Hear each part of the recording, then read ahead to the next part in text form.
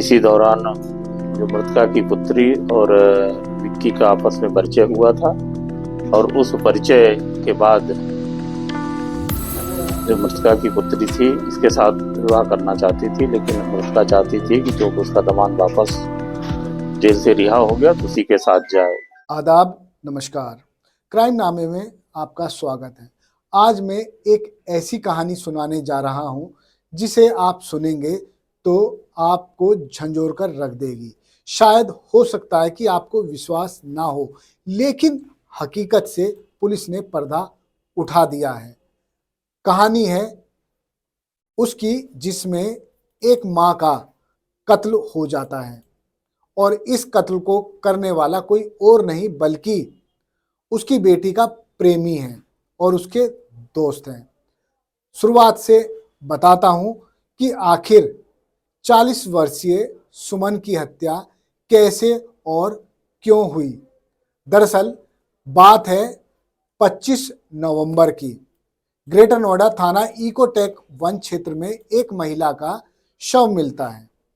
Police इसकी शिनाख्त करने के लिए कोशिश करती है, आसपास के लोगों से बातचीत करती है और पता लगाने का हर संभव प्रयास कर देती है।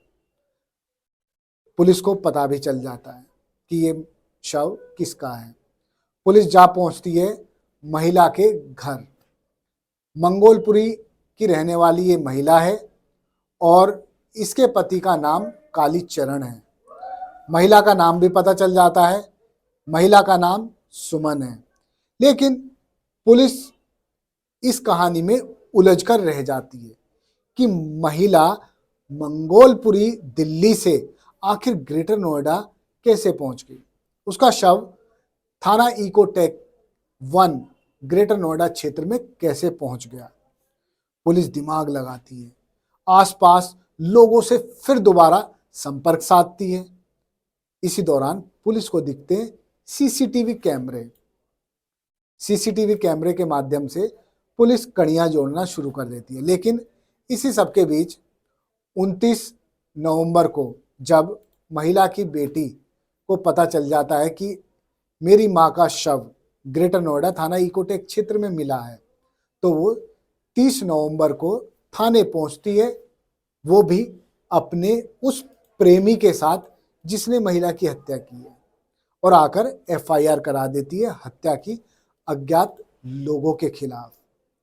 पुलिस पूरी शिद्दत से इस मामले की जांच में जुट जाती है, पता करती है आखिर महिला की हत्या कैसे हुई है। पोस्टमार्टम रिपोर्ट में आता है कि महिला की हत्या गला दबाकर की गई है। पुलिस सोचती है कि किसने गला दबाया होगा।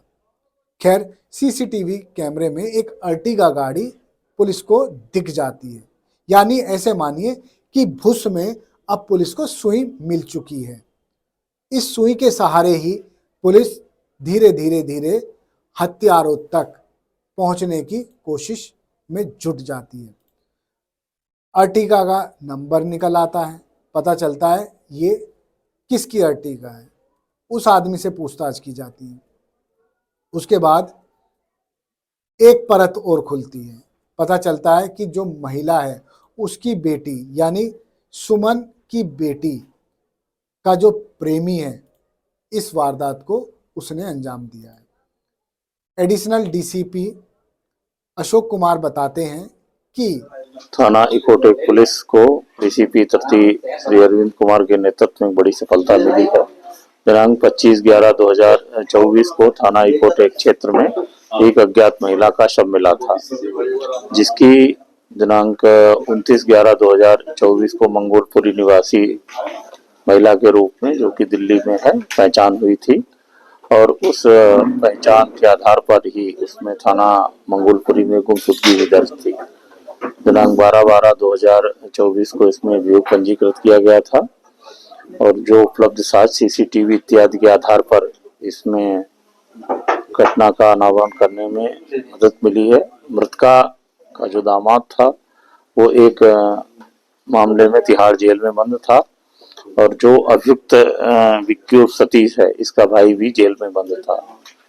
इसी दौरान जो मृतका की पुत्री और विक्की का आपस में परिचय हुआ था और उस परिचय के बाद जो मृतका की पुत्री थी इसके साथ विवाह करना चाहती थी, लेकिन मृतका चाहती थी कि जो उसका दामाद वापस जेल से रिहा हो गया तो उसी के साथ जाए। इसलिए इसने क्रुद्ध होकर के अपने एक बालचारी साथी के साथ और एक अन्य साथी के साथ उसको बुलाया, फिर कार में ले जाकर के फलुस्वा चौक के पास उसकी हत्या कर दी और शव को यहाँ ला करके इकोटेक क्षेत्र में डाल दिया, जिसका सफल अनावरण हो चुका है। इसमें मुख्य अभियुक्त विक्की और सतीश को गिरफ्तार कर लिया गया है। इसका अन्य साथी एक फरार है, शीघ्र ही उसको गिरफ्तार किया जाएगा और बाल अपचारी को नियमानुसार जेल के समक्ष प्रस्तुत किया जाएगा। महिला को क्या झांसा देकर बैठाया था? तो महिला को चैन जेवर खरीदने के बहाने लेकर गए थे कि तुम्हें ज्वेलरी खरीदवा देंगे। शादी किसकी थी महिला से? महिला की किसी की शादी नहीं थी, ये महिला से ही महिला की बेटी से शादी करना चाह रहा था, इसलिए उसको बुलाया था। प्रेमी ने महिला को किस तरह से घर से बुलाया, बताया कि महिला घर पर थी और कहा कुछ सामान बाहर सस्ता मिलेगा और उस बहाने से इस महिला को घर से एक बच्चे को बुलाने के लिए भेजा जाता है। महिला आ जाती है, गाड़ी में बैठती है। जैसे ही गाड़ी में महिला बैठती है तो उसका गला दबाकर उसी की बेटी का प्रेमी मार डालता है। अब पुलिस जानना चाहती है कि आखिर प्रेमी ने ऐसा क्यों किया। दरअसल इसके पीछे की भी कहानी पुलिस पता कर लेती है। पता चलता है कि जो प्रेमी है उसका मां विरोध कर रही है, क्योंकि उसकी बेटी की शादी हो चुकी है, पति उसका जेल में बंद है, दिल्ली की तिहाड़ जेल में मर्डर के मामले में बंद है। और वो जब जेल में उससे मिलाई करने जाती थी तो उसी दौरान सतीश नाम का व्यक्ति भी अपने भाई से मिलाई करने आता था।